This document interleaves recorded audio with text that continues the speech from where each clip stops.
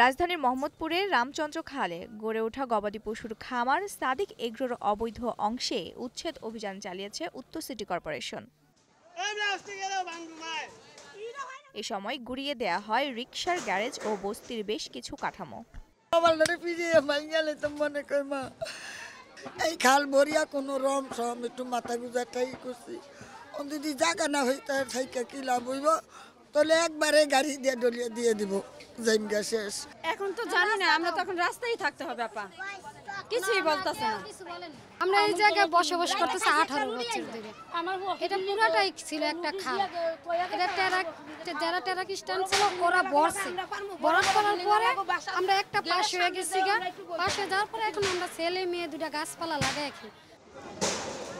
বুধবার সাদিক এগ্রোতে উচ্ছেদের ঘোষণা দেয় ঢাকা উত্তর সিটি কর্পোরেশন। নির্বাহী ম্যাজিস্ট্রেট মোতাক্কাব্বির আহমেদের নেতৃত্বে দুপুরে শুরু হয় অভিযান। অভিযানের আগেই অবশ্য সরিয়ে নেওয়া হয় 15 লাখের সেই আলোচিত ছাগল। আমি প্রথমে বলি, কোনো ব্যক্তি বা প্রতিষ্ঠানের বিরুদ্ধে এই অভিযান নয়, এখানে সকল দখলদারদের বিরুদ্ধে অভিযান চলছে সকল দখলদারদের বিরুদ্ধে। এবং যেটি হয়েছে, সাদেক এগ্রোর যে স্বত্বাধিকারী আমরা যতটুকু জানি, উনি হচ্ছে যে বাংলাদেশ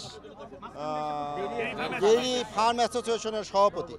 আমরা ওনাদেরকে নোটিশ দিয়েছি, সেই নোটিশের উনি কোনো জবাব দেননি কিংবা উনি কোনো প্রয়োজনীয় ব্যবস্থা নেননি, যে কারণে আজকে আমাদের উচ্ছেদে আসতে হয়েছে।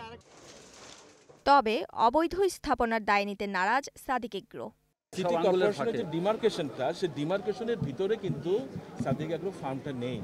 সাদিক এগ্রো ফার্মটা আমিও নিজে পর্যবেক্ষণ করে দেখলাম, এটা একটা প্রাইভেট জায়গার উপরে, এবং প্রাইভেট জায়গার যে মালিক যারা, তারাও কিন্তু এখানে উপস্থিত আছে। আপনারা তাদের সাথে কথা বললেও বুঝতে পারবেন। এখন প্রশ্ন হচ্ছে যে এই যে নিউজগুলো, সাদিক এগ্রো জায়গা দখল হলো, খাল দখল হয়ে গেল, আপনারা নিজেরাই যদি ডিমার্কেশনগুলো চেক করেন, আপনারা নিজেরাই জানতে পারবেন। খাল দখলকারীদের বিরুদ্ধে এ ধরনের অভিযান চলবে বলে জানান নির্বাহী ম্যাজিস্ট্রেট মোতাক্কাব্বির আহমেদ। মাহিলা ইসলাম, নিউজ টাইম, ঢাকা।